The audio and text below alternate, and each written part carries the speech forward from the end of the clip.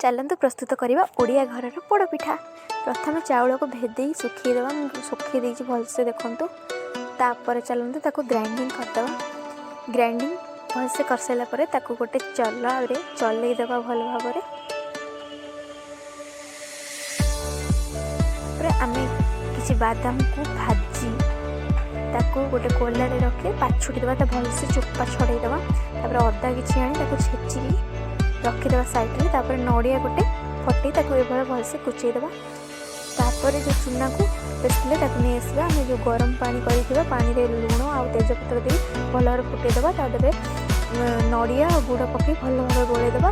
फुटी सारापर चूना धीरे धीरे पकई जंतीबा है भल भाव जंती सारापर धीरे धीरे धीरे मात्रा चूना पकईबा जमी चूनाटा मुंडा हेनी भल भाव खोली खोली पड़ो भल भाव मेल्ट हम आम मिसीज गोड़ पानी सहित भल भाव मिक्स सारा पर आम कौन करवा ना भल भाव करवा भल भाव जंतीदेवा। आम चुली को प्रस्तुत करवा पोड़पिठा। गोटे गोटे उमी रखा गोटे कम ओडिया उमी बोली कहते ये पिठा पोड़ा है। पाउंस रखा घसी पाउंस भल भाव चूना करदे। चूना कर सारापर आम कौन करवा ना किसी पानी आनी छिंचीदेवा। छिंची दे भलसे ओदा करदे भल भाव से पाउंस को ओदा कर गरम करवा। गरम करवा पर कौन करवा जो कदली पत्र भल भाव 4-6टा आनी भल भाव रखीदे। कदली पत्र उपर अल्प पानी छिंचीदेवा। पानी छिंचला आम जो बेटर प्रस्तुत करते आण ताकू आनी आम ता उपर थोइबा। सबू जाक आण ती प्रस्तुत कर आनी थोइदेवा भल भाव।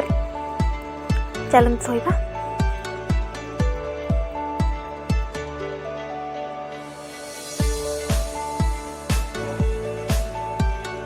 एपरी भाव थोदेला आम कौन करवा ना कदली पत्र दे 2-4टा कदली पत्र आनी थोइबा भल भाव माड़ी भलसे प्रस्तुत करवा। चलते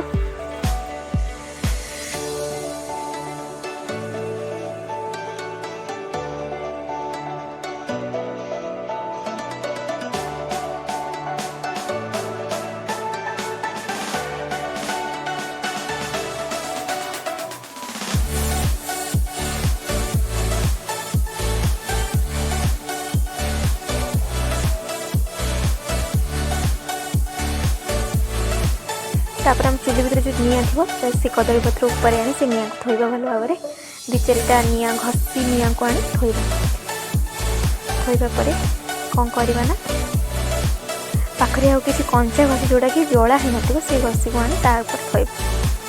धोईकी एमती किस समय आम जाड़ा बसिकी जाड़ा आमर पोड़पिठाटा को भल भाव जाड़ा तलू निआ देकी जाड़ा ऊपर एमती घसी देवा। ताको एमती 12 घंटा पर्यंत आम 12 घंटा पर्यंत रखीदबा। तापर सकाळु खोलिबा किंतु जालिबा आम घंटे खंडरू 1.5 घंटा कि 30 मिनिट्स रु 1 आवर्स भितर जालिबा। तापर आमर प्रस्तुत हो जिवो पोड़पिठा। ताको काटी एभली भाव रखीदबा आ खाइबा केते टेस्टी लागिवो।